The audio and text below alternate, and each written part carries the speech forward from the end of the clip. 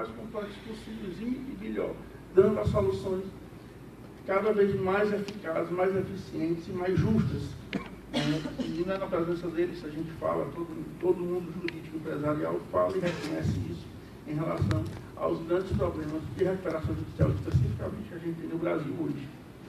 Doutor Aroni, depois de tudo que ele falou aqui e da experiência que ele tem, também talvez a pessoa mais experiente, não só pelo Ministério Público, mas na área, hoje no Brasil, e foi assim, uma satisfação enorme quando o Bruno disse, eu vou levar para vocês aqui no Ceará, que apesar da gente ser terra de comercialistas, São Martins é daqui, Zé Alberto Rola, que eu não posso deixar de falar, e cearense já pensando besteira e fazendo combinação com o sobrenome do cidadão. Mas eu não posso deixar de falar nele, porque foi quem também me iniciou em todo esse mundo maravilhoso do direito comercial. E o problema que eu vejo, o que eu senti na pele, sinto aí um pouco, em relação à incompreensão do Instituto da Lei de Recuperação e Falência, enquanto um processo coletivo de tratamento de um problema individual. O problema nasce realmente na empresa, mas a empresa não é um patrimônio exclusivo do seu sócio, do seu proprietário.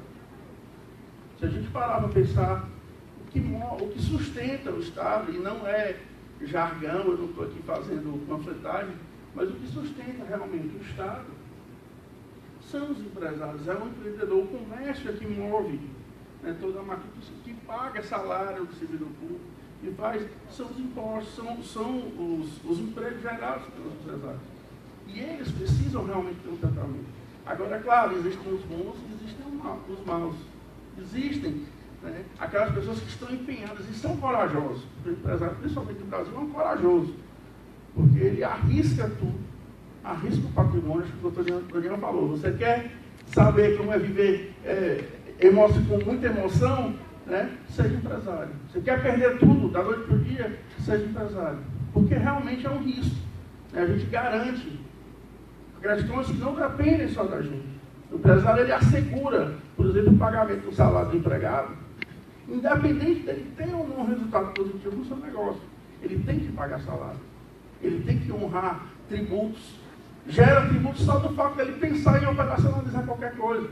Então, é uma questão complicada. E pior, o doutor Daniel até falou aqui, me deixou até triste, não pelo que ele falou em si, mas pela experiência que ele nos passou.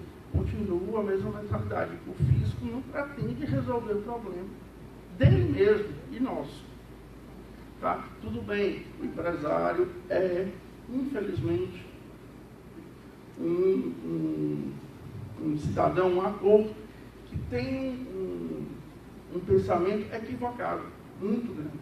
Exatamente por pensar egoisticamente. Agora, no almoço, eu estava com colegas conversando, e um deles falou, mas o empresário ele tem que pensar exclusivamente no lucro. Se ele não fizer isso, ele não faz a sua função principal e, consequentemente, ele não consegue atingir nada, nem função social. A questão não é essa. A questão é, a atividade empresarial, ela tem realmente que visar lucro. É claro, eu tenho que ter uma contraprestação, eu tenho que ter uma vantagem daquilo que eu estou fazendo, por todo esse meu esforço, por todo o risco que eu corro.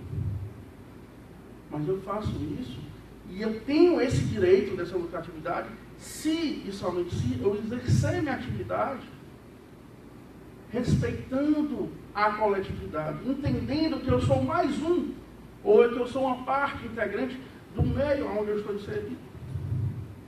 Isso para mim, assim, eu posso até estar entendendo equivocadamente, mas isso para mim é muito claro. Responsabilidade social da empresa para mim é muito claro nesse aspecto. Não é dizer que a empresa é um ente filantrópico. Não é dizer que a empresa vive para ajudar os outros. Ela não é um cabide. Como diz o doutor Daniel, a divisão mútua dos ônus é uma partilha do ônus. Por quê? Porque o problema da empresa não é da empresa se ela quebrar. A quebra da empresa prejudica empregados, prejudica fornecedores, prejudica todos que estão ao redor. E dependendo do tamanho dela, isso o doutor Daniel vive todo dia, doutor Leonide também, prejudica o país, prejudica internacionalmente. Nós somos agora, estamos acabando de ser vítimas de uma crise internacional em 2008, por causa de uma bolha criada por empresários, banqueiros, por imobiliários, que seja. Mas foi uma questão generalizada, mundialmente feita, né, constituída, por causa de uma atitude empresarial. Então, essa compreensão do espírito da lei, que aí ontem o doutor Newton falou muito bem sobre o artigo 47, hoje de manhã de novo, todo mundo falou, mas o artigo 47 é fundamentalmente. A Nila lembra disso, porque toda aula que eu vou dar de falência de recuperação, falo, pessoal, se qualquer coisa que vocês tiverem, pega o artigo 47. Resolve a vida de vocês no artigo 47, porque é o espírito da lei. E ali não está protegendo o fraudador, doutor Nilton. Ali ninguém quer proteger o bandido. Ali a gente está protegendo o espírito e a empresa em si, o empreendimento em si. E aí a gente vem, o fisco chega, acha que fez grande coisa, quando ele vou falando, esquece os lados. Quando ele se excluiu do processo recuperacional. O fisco chega, diz, eu não me submeto, estou fora. Tá? Meu problema eu vou continuar tratando na minha execução fiscal. Resultado. Primeiro, se a gente considerar essa situação, como qualquer plano de recuperação judicial, me permito aqui, me corrijam, por favor, se eu estiver errado, mas qualquer plano de recuperação judicial está furado. Porque não tem fluxo que seja competente, que seja capaz de realmente gerar uma recuperação, se eu não levo em consideração o tributo. Então ele tinha que estar dentro. Segunda situação. A primeira coisa que eu deixo de pagar é o imposto. É um raciocínio, doutor Daniel até falou. É o primeiro, é o mais que demora mais a cobrar. É o menos eficiente, mas é o mais severo. É o mais crítico, na verdade. Se você não tem recurso para pagar imposto no primeiro mês, no segundo mês você deve, no mínimo a mesma quantidade, com os acréscimos legais daquele que se vai tratar da sua impuntualidade. Então, mais severo ainda. Exatamente, é o mais caro. Ou seja, que empresário inteligente é esse que não paga imposto? Ou seja, deixa de pagar a sua conta mais severa, mais grave, mais cara. A partir do segundo, terceiro mês, ele já está insolvente para o resto da vida. E esta, a meu ver, no modesto entendimento, é o maior problema que nós temos hoje. Passivo, a Receita fica numa situação achando que ela tem um crédito estapafúrdio, violento, que ela um dia vai receber aquilo e vai se resolver.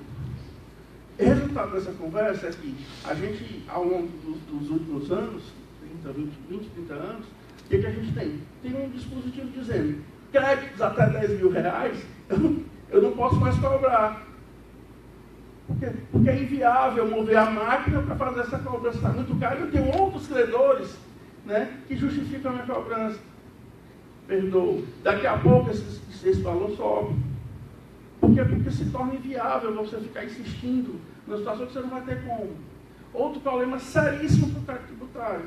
Se a empresa quebrar, dificilmente a empresa e mesmo os sócios, por mais que sejam fraudulentos, qualquer situação, vão ter patrimônio suficiente para arcar só com o passivo tributário.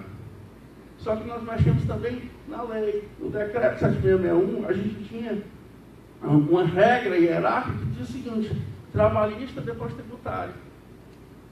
Sob o argumento de que a gente precisa estimular o investimento, precisamos atrair investidor estrangeiro, a gente muda essa regra. E aí traz o crédito bancário para frente, porque o crédito com garantia real é bancário. Levamos o tributo para depois. Como é? E o extra concursal, achei 49. Não, aí já é a cereja do bolo. Aí já foi para dizer, banco, você não precisa se preocupar, porque você faz o que você quer, deixa o problema para quirografar.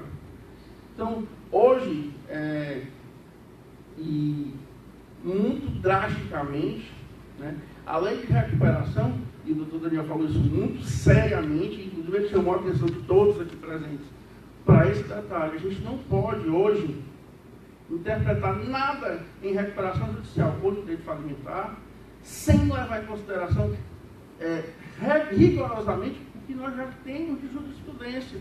Porque realmente o que tem de aplicação de lei hoje não está na lei, está na jurisprudência, está na interpretação. O que está salvando ainda os procedimentos são os magistrados e o STJ, principalmente, os tribunais de justiça. Com todo respeito, eu estou na SMEC aqui, mas os tribunais de justiça, pelo volume, pela estrutura, pela situação que tem até, tá? Eles não têm condição de tratar com a mesma profundidade a matéria quando tratada em primeira instância. E o STJ, pela natureza da composição atual dele, graças a Deus nós temos, né, um posicionamento que vem mantendo a linha e todo o entendimento do espírito, pelo menos, da Lei 11.101, da manutenção efetiva da empresa viável. A doutora Lides falou, não é toda empresa que é viável. E é verdade. Não adianta a gente querer chover no molhado. Não adianta eu tentar viabilizar algo que não tem mais salvação. Por exemplo, uma locadora de vídeo.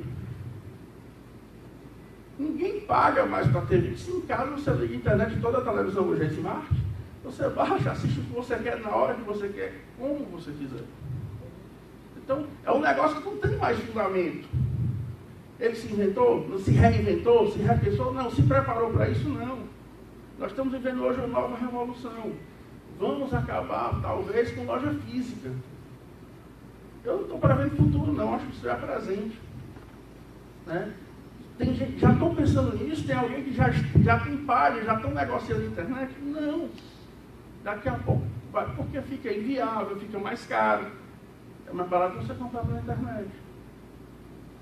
Aí o fiscal, o movimento que ele faz correr para dar um jeito de tributar ou taxar mais ainda a compra pela internet. É um movimento de gato e rato eterno. Tá? Mas essa minha conversa, esse meu introito aqui, e desabafo, é mais para tentar dizer o seguinte: nós precisamos ter consciência de que o processo recuperacional é um processo coletivo de solução de um problema.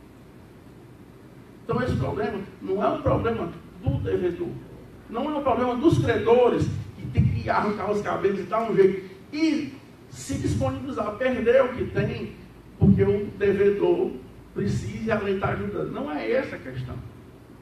A questão é coletiva, a questão é por isso que é direito concursal, é um concurso realmente de situações, é compartilhar o ônus.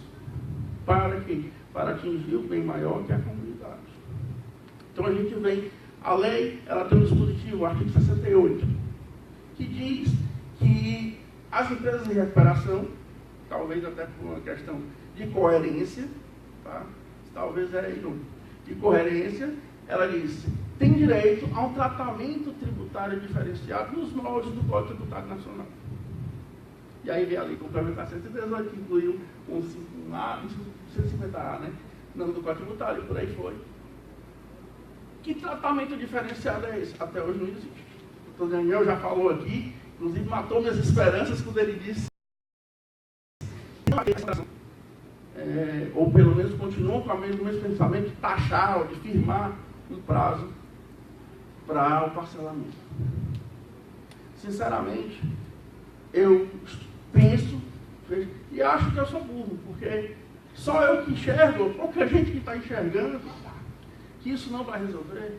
Não é questão de lapso temporal, porque a questão da recuperação não é simplesmente moratório, não é simplesmente eu dar um prazo para ele se recompor. Na verdade, é um conjunto de ações. E aí a gente tem um elenco gigantesco no artigo 50 da lei, que fala quais são os meios de recuperação. E o doutor Elias acabou de falar, precisa mudar a mentalidade. A empresa tem que se reinventar. Ela tem que identificar quais foram os seus erros e o que ela precisa fazer para não mais errar e mais acertar e limpar o erro que estava. Porque a recuperação, ela não é simplesmente eu continuar vivo e pagar o que eu já tenho para trás. Então eu tenho que planejar um fluxo diante da minha capacidade produtiva para que esse fluxo seja capaz de pagar o que eu já tenho, pagar o meu passivo e continuar gerando receita, lucro. Então, é uma tarefa mais difícil ainda.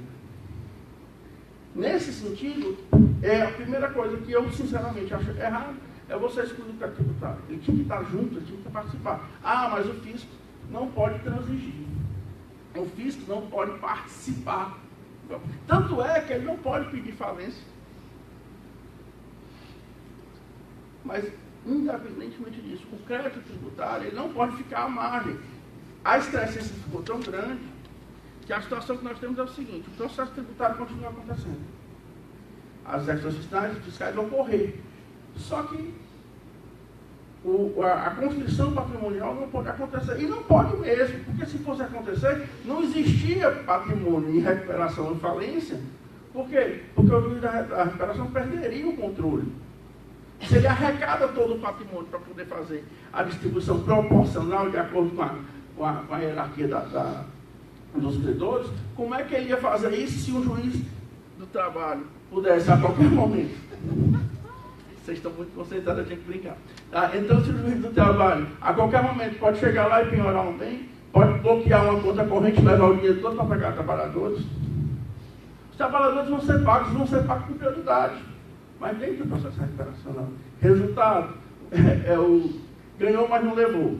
Está lá a execução fiscal, processo de suspensos, e pior, o processo recuperacional se resolve, os credores vão começar a receber, e o fisco não tem previsão e nem tem como. Porque se o credor começar a receber, e o fisco vier empatar, né, ou penhorar os pagamentos, ele está atrapalhando o plano, prejudica a coletividade do plano. Então, como é que vai fazer? Como é que trata essa questão? E aí vem de volta o artigo 68. Vamos criar um sistema diferenciado. Vamos. Qual é o parcelamento tributário que nós temos hoje previsto para o contribuinte comum? O William sabe isso, de frente para trás e tal. A gente tem um parcelamento máximo de 60 meses. Com esse direito a parcelamento de 60 meses, que ainda tem dois agravantes. 60 meses. 60, isso, eu disse 80 agora, né? São 60. Com esse parcelamento de 60 meses, eu ainda tenho duas questões. Se eu fizer uma vez e perder, na próxima, para começar, eu tenho que pagar 10%. Se eu perder a segunda vez, eu tenho que pagar 20% para conseguir o parcelamento. Ou seja, se eu já não tinha nenhum principal, eu não vou conseguir. Porque a questão do empresário foi competente. Isso aí é indiferente. A questão é que precisa haver uma regularização tributária, precisa haver o recolhimento, a Receita precisa receber. Então, tinha que ter um meio de faturar. A questão de parcelamento em si, eu tenho uma questão que quando eu falo isso, os empresários tentam se suicidar e se pudessem me matar. Eu acho, sinceramente, se o fisco quisesse receber qualquer tributo, ele faria retenção na fonte. Todo e qualquer pagamento, com uma proposta do imposto único através dessa primeira. Obrigado. Todo e qualquer pagamento seria feito. A retenção diretamente na fonte não tem como sonegar, vai ter como, você pode até criar mecanismos, porque a mente humana, a doutora Vida acabou de mostrar para a gente, ela é altamente criativa, principalmente para o mal, infelizmente. E aí surgiriam alguns meios de fazer elisão, evasão, o que a gente quiser falar aqui, elusão. Mas, na verdade, se você fizesse uma tributação direta na fonte, você já evitaria em muito problema de sonegação, meu ver. Tá? No caso da recuperação judicial, como você trataria isso? Primeiro, o fisco teria que ser levado em conta, o passivo tributário tem que ser levado em conta. Aí nós temos uma série de outras questões. Primeiro, eu estou discutindo lançamento. O lançamento está errado, tem multiplicidade. Para eu conseguir o parcelamento, eu tenho que desistir de todas as ações que eu estou discutindo. Isso é válido? Isso é legal? Constitucional? Como é que fica essa situação? O passivo meu é 100, mas o fisco acha que é 300. Com 300 eu não tenho como assumir e nem discutir. E nem eu aceito os 200. Mas hoje, se eu quiser fazer parcelamento, eu tenho que aceitar, acatar esses 300 e colocar isso no meu fluxo. Isso não é saída. Então, viemos para aquela questão precisa ter uma legislação específica. Só quem se preocupou, a rigor, com essa questão, a força, inclusive, foi a União, que veio com aquele arremedo, né?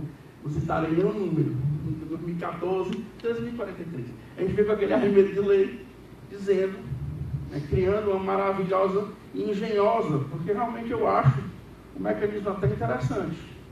Não sei se vocês conhecem, mas a lei diz o seguinte: o pagamento das pessoas que estão em recuperação, ela vai ser feito em 84 parcelas, matou, né? Só que da seguinte forma: da primeira à 12ª parcela, eu recolho 0,5% do faturamento. Está inteligente, está no começo da recuperação, 0,5% do faturamento.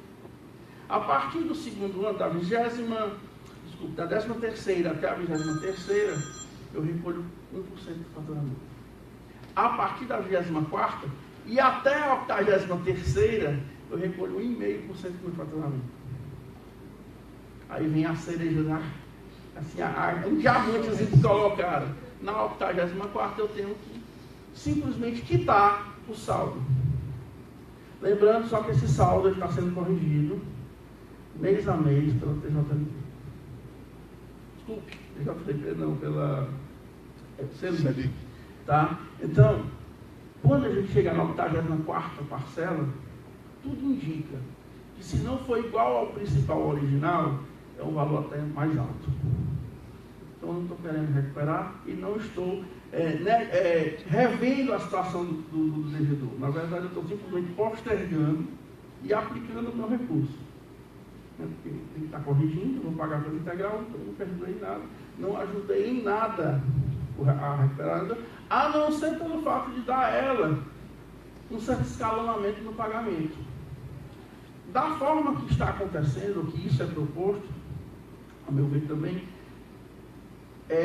se torna inviável, principalmente pela exiguidade do prazo. Ora, se o contribuinte normal não consegue em 60 meses pagar o seu passivo tributário, motivando a que periodicamente se crie programas de recuperação especiais, né, que se convencionou, infelizmente, com um prazo de 180 meses para um passivo comum, o passivo de uma empresa em recuperação, se prazo houvesse, teria que ser pelo menos 50% maior do que esse prazo. Né? Só que eu continuo insistindo, prazo não resolve.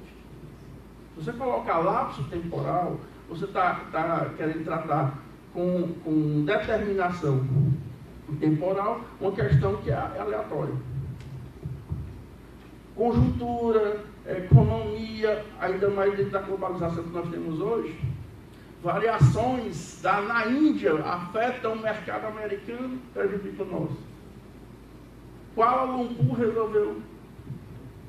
Estou igual cantor aqui, né? Tocando o microfone. Kuala Lumpur resolveu baixar uma norma lá sobre o uso de saia que aumentou. Então, qualquer índice fora, aqui dentro nós temos estabilidade política, estourou uma nova lava-jato, fez alguma coisa, o mercado vai movimentar. Qual é a garantia que eu, empresário, hoje, fazendo um plano de recuperação, prevendo um fluxo, eu tenho para os próximos 2 anos? Então, principalmente no nosso caso, no nosso tipo de economia, qualquer compromisso tributário, especificamente pelo custo que ele representa, o empresário assumir, é uma aposta. Termo é isso. É uma aposta. Então, se você firmar um prazo para esse tratamento, você está, como a gente diz popularmente, chutando. E o direito não admite chute. A subjetividade do direito, ela, a todo momento, ela se trata com a objetivização. Você procura criar critérios objetivos para impedir essa pessoalização e essa subjetividade. Então você tem que ter um critério, uma forma objetiva de tratar isso. Essa forma objetiva seria, no meu entendimento, salvo melhor juízo, eu estou esperando que vocês também se manifestem, tá? A gente criar um sistema escalonado condicionado ao fluxo, ao crescimento do fluxo de pagamento, para viabilizar a recuperação da empresa e viabilizar principalmente, eu não estou falando aqui atacando o fluxo, não, pelo contrário, eu quero viabilizar exatamente o recolhimento dos impostos. São devidos. Os impostos são devidos, eles têm que ser recolhidos. E mais, que aí é a principal, eu acho, razão mais racional para que isso fosse sustentado e garantido. A partir do momento que eu concedo esse tratamento diferenciado da empresa de recuperação judicial, a contrapartida que o fisco teria seria uma condição muito mais rígida e segura do que concerne ao pagamento dos tributos correntes. Para eu gozar deste benefício, eu preciso estar recolhendo regularmente em dia meus tributos daqui para frente, do mesmo jeito que a lei de recuperação diz. Deferido o processamento, você se torna um santo. Você deve pagar tudo normal. Deve. O direito a ser estabelecido. Mas a lei quer que você, dali para frente, cumpra rigorosamente as suas obrigações. Então seria uma garantia adicional e um dispositivo, um gatilho mais ágil para o próprio fisco de cobrar com mais velocidade, rapidez e eficiência do seu crédito. Olha, eu dei para o cidadão o direito de parcelamento. Eu dei a ele o tratamento diferenciado. A única obrigação dele era além de pagar o passado, de pagar o presente em dia. Não pagou, automaticamente eu já corto o benefício e já gero a minha possibilidade de satisfação do crédito. Que diante da nossa situação atual, temos um problema. Se a empresa for à falência, dependendo do tipo de sociedade empresária, do tipo de empresa, talvez nem os trabalhistas recebam. Outra coisa que eu, nesse tempinho de estudo na legislação, percebo é o seguinte: a gente tinha uma legislação falimentar, fruto ainda, ou muito enraizada, na teoria do ato de comércio. Que veio da Revolução Francesa, o nosso Código Comercial de 1850 vinha disso, e o nosso maior problema jurisprudencial na aplicação do decreto na modernidade já era exatamente a incoerência da lei com aquelas disposições liquidatórias do decreto em relação à necessidade da continuação da empresa. Isso vinha já surgindo. Só que quando a gente mudou a lei e fez bem nesse aspecto, a gente fez uma legislação voltada ainda para o que mais motivou a alteração da nossa legislação comercial, que era a inaplicabilidade ou a inaptidão da nossa legislação para as atividades de serviço. A gente tinha uma lei comercial pensando no bodegueiro, no industrial, mas para o prestador de serviço a gente não tinha. Se a gente pegar a jurisprudência de 1960, 70 e tal, o que mais se discutia era se a situação do prestador de serviço era comercial ou estava civil. Né? E a gente continuou na 11.101, infelizmente, não tão adequada, tão adaptada às prestações de serviço. Tanto é, doutor Daniel, que talvez o seu maior problema ainda sejam as empreiteiras, por exemplo. Porque a maioria das empreiteiras, por serem empresas bastante antigas, as nossas empreiteiras aqui, em média, nasceram em 1950, 1970, né? Nesse período. São empresas já velhas. E quanto mais antiga no Brasil, em vez de ser uma coisa boa para dar respaldo, dar segurança, boa fama e respeito às nossas empresas, ela, na verdade, ela gera uma certeza. Pode ficar certo que quanto mais antiga, mais problemática a nossa empresa, maior o passivo que ela vai ter. E assim é a realidade. Ainda mais no caso das nossas empreiteiras, das que estão arroladas nos processos de investigação, aí nós temos a questão das fraudes, que o doutor Hermínio falou. Então, mas para elas, que foi quando surgiu o grande problema, foi empreiteira presta serviço para o poder público. Ela trabalha com isso. Para que você prestar serviço para o poder público, você precisa de regularidade tributária. Para você ter regularidade tributária, você tem que estar com os impostos em dia ou tratados. Então, é um ciclo. Aí veio a questão. Primeira coisa que se afastou da lei foi o artigo 57.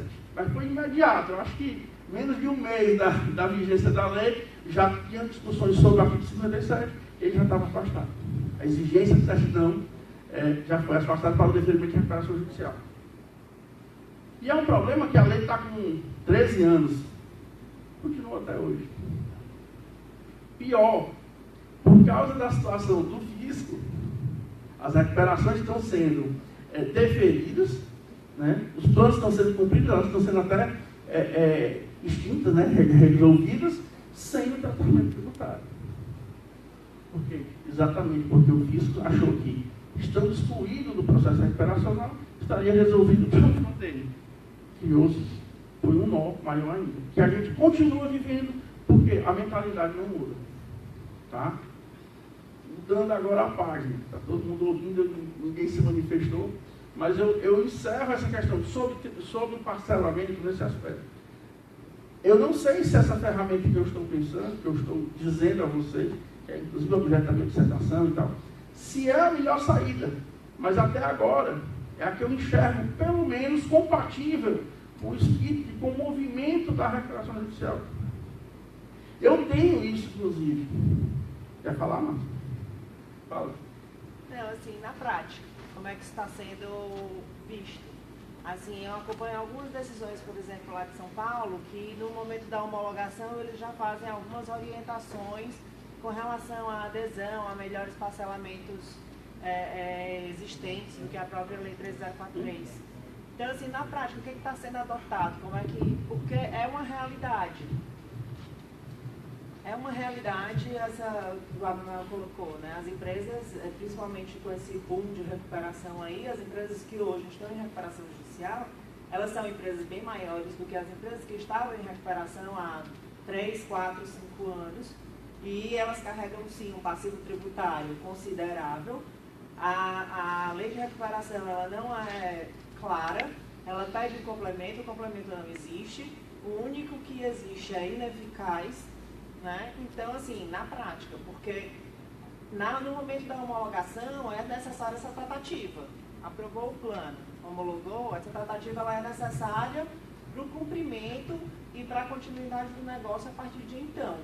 Então, assim, eu vi algumas decisões, né, das duas varas de São Paulo, no sentido de indicar que a empresa procure o parcelamento, o melhor parcelamento existente para aderir a referido parcelamento, para que ela possa também tratar a parte fiscal. Então, assim, era interessante saber como é que está isso, se realmente está sendo nesse sentido. E a presença do Dr. Daniel aqui é mais do que... Posso passar o filtro aí. Pronto. Obrigado.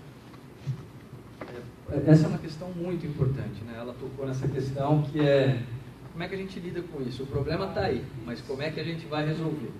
Né? Em São Paulo, existem algumas decisões nesse sentido. Então, tem decisões dizendo o seguinte: eu concedo a recuperação e simplesmente dispenso qualquer apresentação de certidão e ignoro o passivo fiscal. Esse tipo de decisão acaba levando ao risco de se homologar uma fraude fiscal, na qual a recuperanda destina 100% de seus ativos para o pagamento dos credores concursais, simplesmente não levando em consideração o fato de que tem que pagar o fisco. Faltou a fraude. Né? Fraude fiscal. Né? Com homologação judicial. Então, não acho isso adequado. Outro tipo de decisão. Não, eu para resolver esse problema, concedo a recuperação com a determinação de que seja feita a adesão ao programa de parcelamento mais favorável. Eu acho que o juiz da recuperação não tem competência para fazer esse tipo de coisa. Ele não dispõe sobre o crédito fiscal. O crédito fiscal não está sujeito à recuperação.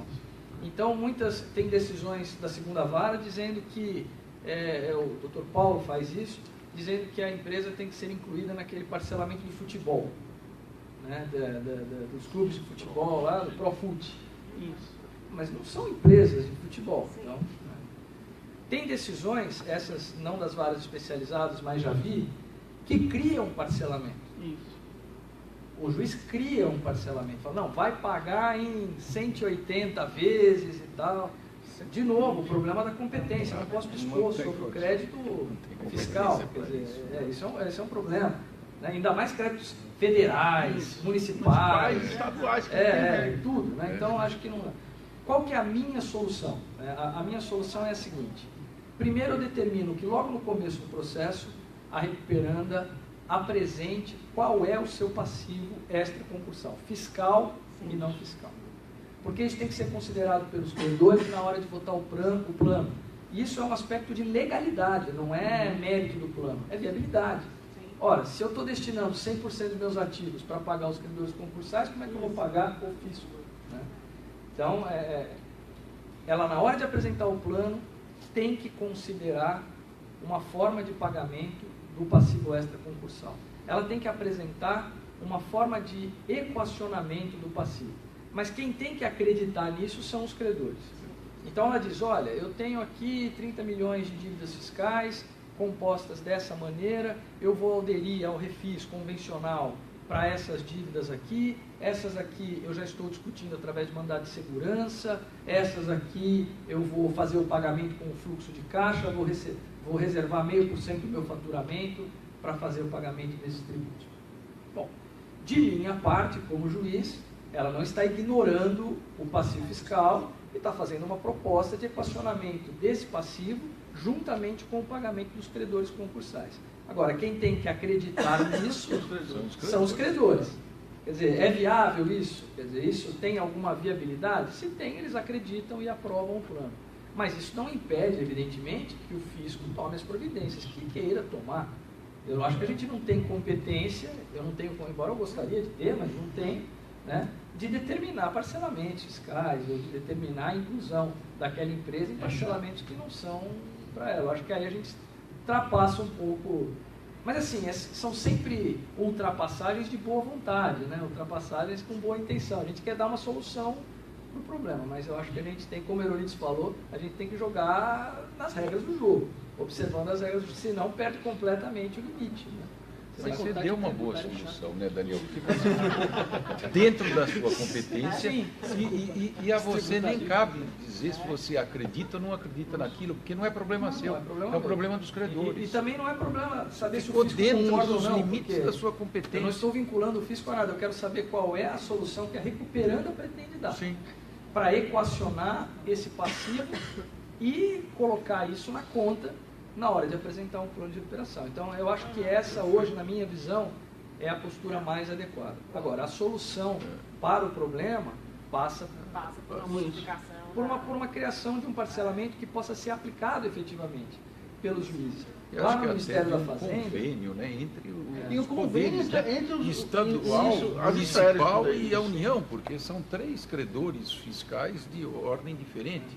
Precisaria haver um convênio, Mas sei lá. o crédito fiscal, ele não é coletivo como os demais credores concursais. Sim. Ele é taxativo, o tributo é devido, é tanto que se chama para fazer adesão, com redução de juros, né?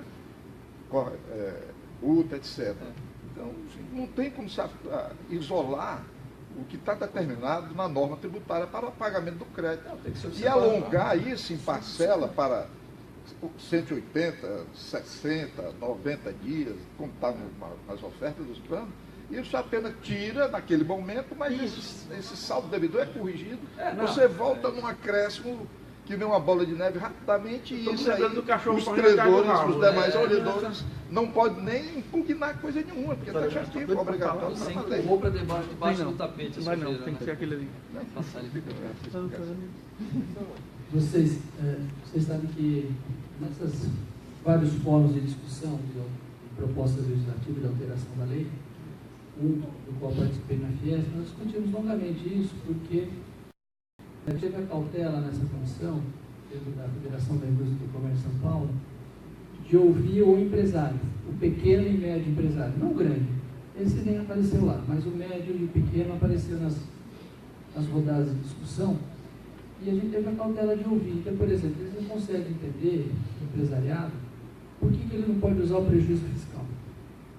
Ele não consegue entender, por exemplo, porque pelo menos uma parte desse passivo tributário não possa entrar no plano. Não 100%, por exemplo, mas uma parte dele. Né? Ou por que ele não teria aí um redutor, um teto, como tem, por exemplo, o passivo trabalhista? Ora, quer crédito mais social do que o crédito trabalhista? E ele tem um teto. Que ele tem uma classe especial e depois o excedente ele cai na vala comum dos credores. Então, lógico, a gente pensou, isso o fisco aceita, isso o fisco não aceita. O problema é exatamente esse, é a indisponibilidade do crédito tributário versus o direito social que está lá incerto no artigo 47. Como que nós vamos equacionar isso? Para isso tem que ter tributaristas como vocês aí, debatendo e estudando. Né?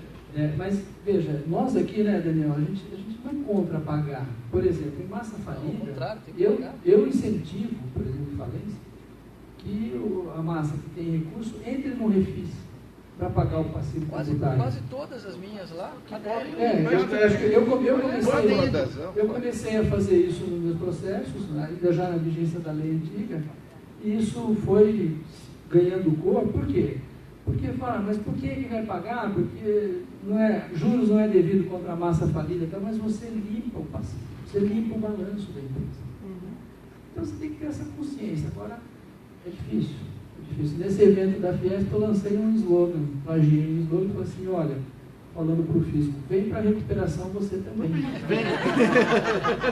Vem, né? Não, e a questão toda é o seguinte, mas o fisco é imposto. Mas do mesmo jeito que eu preciso que o tributo seja recolhido, eu não posso simplesmente, em função do tributo, e até essa inversão da hierarquia, talvez dê até essa ideia, né? Diz que existem coisas que também são tão relevantes quanto que precisam ser tratadas, mas mesmo essas coisas mais relevantes, elas têm um limite. Então, esse tipo de limite, esse balanço, eu acho que o fisco ainda não teve a condição ou a razoabilidade de fazer. Né? A gente tem, a Márcia falou isso aqui, mas ela sabe exatamente que a gente passou por essa situação e nós temos uma solução que eu achei genial dentro da realidade que a gente tem, que foi exatamente essa questão. O fisco tinha até cautelar fiscal contra sócios, etc, etc, e penhorou 5% do faturamento da empresa para satisfazer o crédito tributário e ela em recuperação judicial.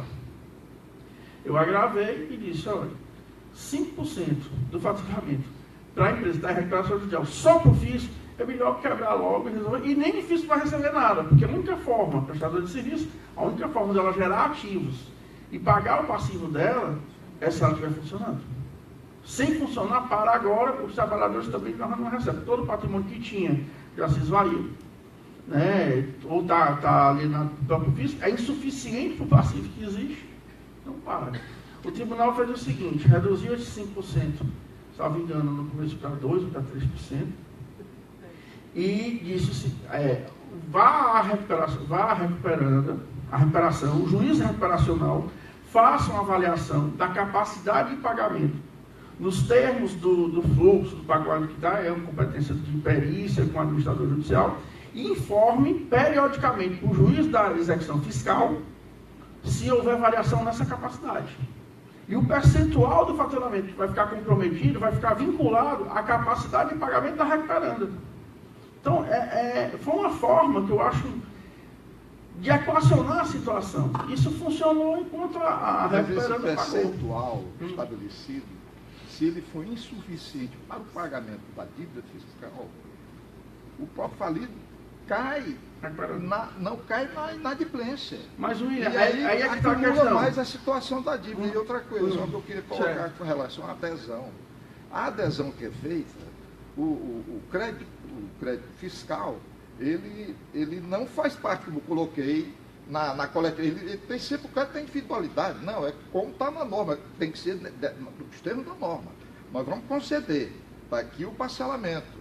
O contribuinte, no caso o falido, começa a pagar. Se ele não pagar nos prazos e cair em parcelas em atraso, volta toda a dívida à origem novamente. Então, é um crédito que não tem como fugir dele. Não. É difícil, é impactante para qualquer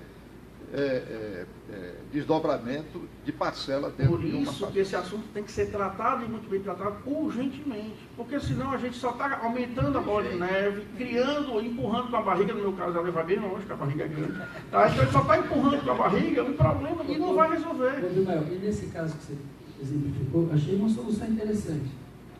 O tribunal vincular a execução fiscal a um percentual do faturamento da empresa, atrelado à capacidade financeira dentro da recuperação. Achei engenhoso isso daí. Agora eu pergunto, o juízo da execução aceitou essa limitação vinda do juízo da recuperação? Porque me parece que há aí uma certa invasão de esfera de competência. Não, veja, não estou dizendo que não seja possível. Não. Eu já tive um caso que eu fiz um TAC, sabe o que é TAC? Só que eu fiz um termo de ajustamento de condutas entre o juiz da falência e o juiz criminal federal. E ambos assinaram. Eu fiquei como testemunha. Para trabalhar em harmonia. No caso envolvendo o Banco Santos, que envolvia repatriamento de obras no exterior, bloqueio criminal, ação alimentar, etc.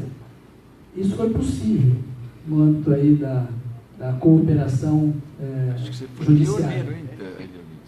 Acho que isso foi uma coisa...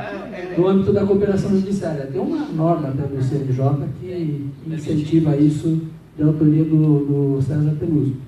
Agora, será que aceita? Eu queria saber assim. A questão foi o seguinte: primeiro que não teve questão de aceite ou não aceite, porque a questão tributária, o tratamento foi tributário. Quem tem competência para isso? Justiça Federal e o Tribunal Regional.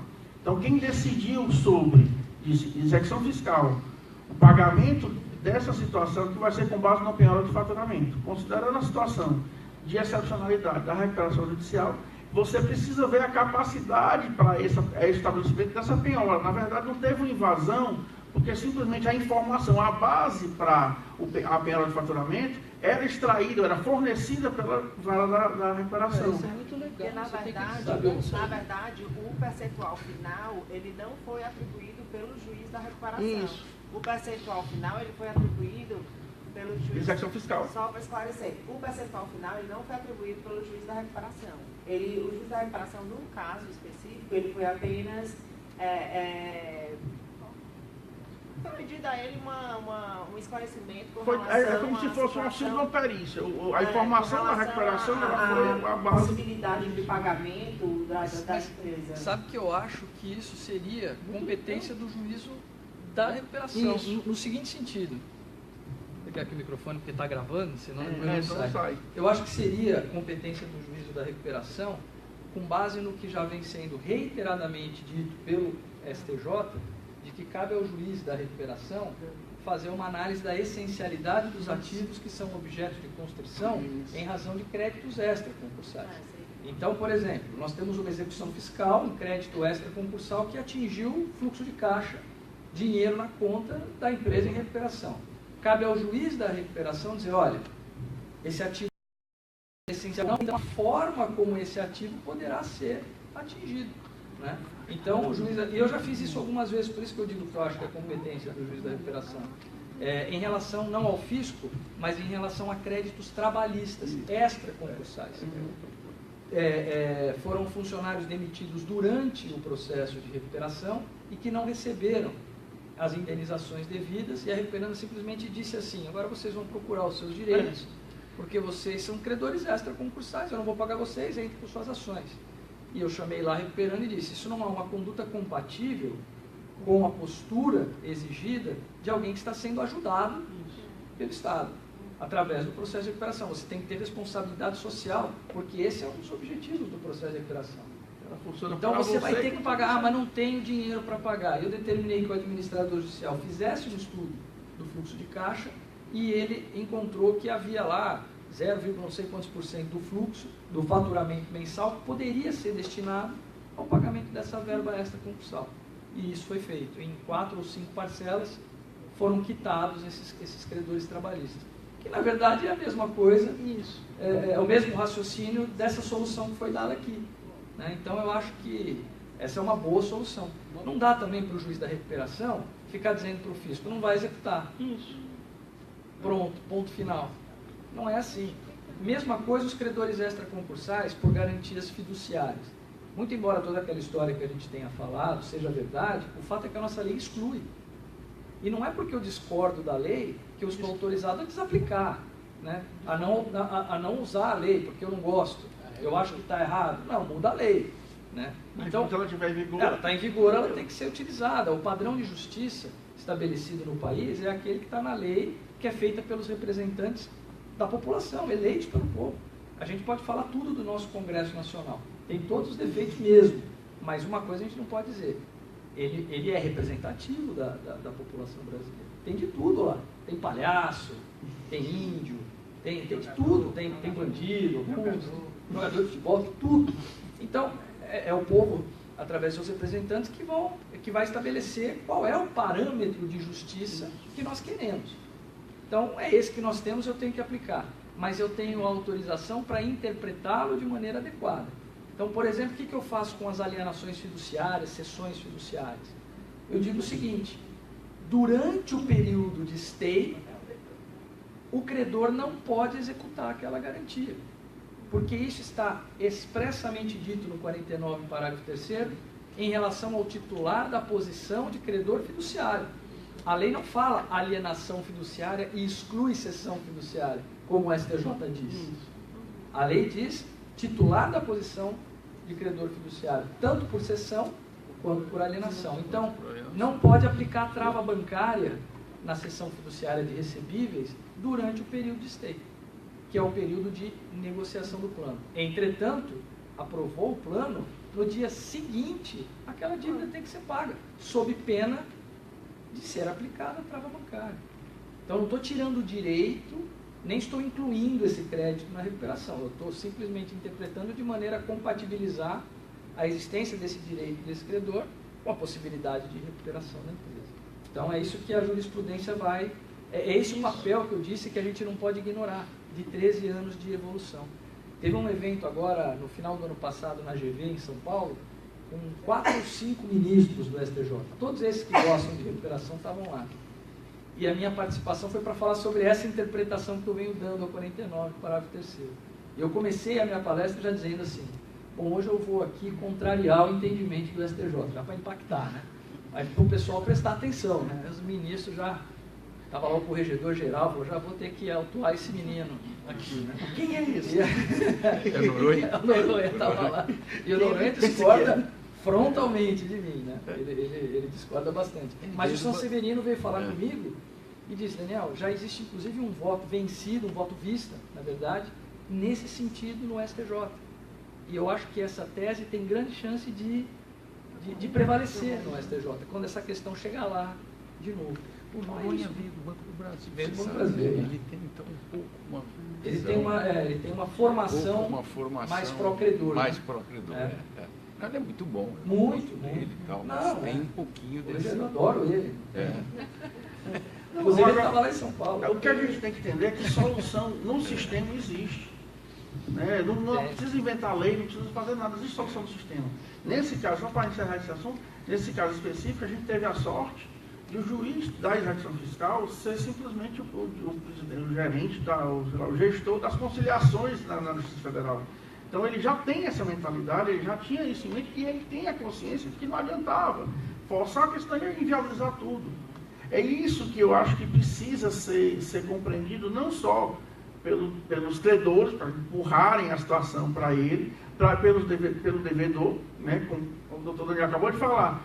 Ele não é merecido. Do mesmo jeito que ele tem direito, pela função social, a esse favor legal, ele tem a obrigação também de respeitar esse favor. Porque a minimal preocupação, isso aqui é sincera, né? Não sei se na qualidade de professor, mas o que eu mais temo é a confusão, ou o destratamento, o desrespeito ao título da recuperação judicial, que, a meu ver, é belíssimo. Enquanto construção legal para tratamento da situação empresarial, é belíssimo. Claro que tem falhas, e 13 anos é pouco tempo ainda para fazer a evolução necessária à maturidade da aplicação dessa lei. Ontem eu falei que eu tive aqui com 1 ano de vigência da lei, a lei de 9 de fevereiro de 2005. A SMEC fez um evento aqui comemorando 1 ano de validade dela. E o que se discutia lá é totalmente diferente e hoje seria primário, né? A gente tratar dos mesmos assuntos aqui. Porque a maturidade que a jurisprudência vem tratando esse assunto, o doutor Cláudio faz muita coisa, muita jurisprudência aqui no Ceará também, o doutor Daniel tem mais capacidade até de fazer isso, pelo volume de processos e de diferentes assuntos que caem no colo dele, que necessitam de uma decisão, mas é esse posicionamento que precisa ser feito. E só vamos mudar isso, a gente não precisa ficar esperando, nem pode ficar esperando que o fisco automaticamente crie o saldo. Ele não vai criar. Mas esse problema já está, ele já é iminente e tem que ser tratado urgente, porque o que está acontecendo hoje não existe pagamento tributário nas recuperações. Outro fato, que é um ponto que eu queria abordar aqui, para não me estender mais, né? Graças a Deus eu consegui provocá-los e teve movimentação da plateia, que era a minha intenção, é sobre a questão dos descontos nos planos de recuperação, que é outra questão seríssima. Como é que a Receita interpreta o desconto obtido pelo devedor nos planos de recuperação judicial como ganho de capital? E aplica a tributação devida de ganho de capital. Pior, né? Eles acham que o ganho ele acontece no momento da homologação do plano. Então, eu devo todo aquele ganho imediatamente, independente do meu plano ter carência de 2 anos, independente de eu começar a pagar em 80 parcelas. Eu devo total a partir daquele momento. Né? E se consegue, quando alguém consegue, eu tive notícia que um ou outro conseguiu judicialmente. Discutindo judicialmente, enfrentando suspensão liminar, enfrentando agravos de toda espécie, e às vezes alguma negociação, beneplácito do fisco, condicionando o pagamento à medida que for feita cada parcela. É outro assunto que precisa ser tratado. Qual a natureza desse desconto? Condicionado. Não, mas a questão não é nem mas só... Mas está condicionado com a própria disposição da lei. Isso, mas é ganho efetivo? Isso é ganho? Não é ganho. Entendeu? Eu não sei se é... porque foi um favor, ela conseguiu, é como se fosse um desconto normal. Mas é uma situação excepcional. Essa excepcionalidade é que tem que ser levada em conta. A meu ver, essa é a situação. Eu queria ter trazido para cá procuradores da Fazenda Nacional também, para a gente discutir isso aqui realmente. Né? Tem uns que até já me conhecem, que se viesse era mais pelo gosto do debate e tal. Mas a gente precisa pensar nisso, precisa tratar esse assunto. E aí, doutor Luiz, de novo, lhe parabenizar, porque eu acho que esse tipo de momento, nós temos aqui contadores, né, peritos, que a gente está aqui, veio ver também e ouvir o que a gente está discutindo. Eles estão também pensando na questão da perícia prévia e tal, mas está todo mundo levando em conta essas questões. Porque, como não tem saída, qual é a saída que a gente tem? Recuperando, cumprir o plano, está cumprindo, resolveu o problema, deixa o tributo para lá e continua a bola de neve. Nós, no fim das contas, enquanto cidadãos, estamos no prejuízo. Tá? E isso, pessoal, nós estamos falando que de união. Numa situação, isso só afasta com a anistia, né? Que é questão de lei. Não, mas a anistia, eu acho que mais que... não tem enquanto empresário, eu sou beneficiado pela anistia. Que não seja essa prevista pela legislação. E os demais é por anistia em valores grandes, em grandes falências ou recuperação, não vai ser anistia. Aí a gente mata o doutorando e a fraude. É taxativo. E o quanto mais, né, como é que fica? Eu não posso fazer isso. Então, eu tenho que criar uma situação que atinja todo mundo, principalmente o pequeno e o micro, que estão na Constituição assegurados como prioritários e que tem que ter um tratamento diferenciado, que a gente não vê. Né? O plano para um micro e pequeno empresário é até bom, se for uma situação normal e tal, ele tem o direito de simplesmente dizer, ó, eu tenho condição, está aqui, aderir, e o juiz simplesmente dizer, está válido, você não precisa de entendedor para decidir nada, não se adequa a toda qualquer situação. O prejuízo fiscal que foi falado aqui é uma questão muito séria, porque o fisco não aceita que eu utilize meu prejuízo fiscal para abater meu passivo tributário. Eu tenho um limite para utilizá-lo. Estou com uns 30%. Será que talvez o prejuízo fiscal não fosse um bom motivo para a gente equacionar, de repente até fazer a anistia que ele está fazendo, mas a anistia com fundamento, com a existência de uma contraprestação, de uma contrapartida? Eu abro mão de uma parte, você abre mão de outra, você usa o seu prejuízo fiscal, reduz o seu passivo, agora o saldo que ficar você paga, e paga diante do parcelamento, capaz e condizente com o seu fluxo de pagamento recuperacional, ou seja, todos ficam, né, atendidos com esse plano. Eu acho que é esse o movimento, é essa a necessária reflexão que tem que ser feita em qualquer alteração. Eu concordo com o doutor Daniel rigorosamente. O que é que precisa mudar na lei? Nada. Precisa tratar, né, e cumprir o que está na lei. Entender o espírito dela, entender o que é função social. Né, entender que aquilo é coletivo, aquilo é para todos. Então, ela se aplica uniformemente a todo mundo. Muito obrigado a vocês pela paciência.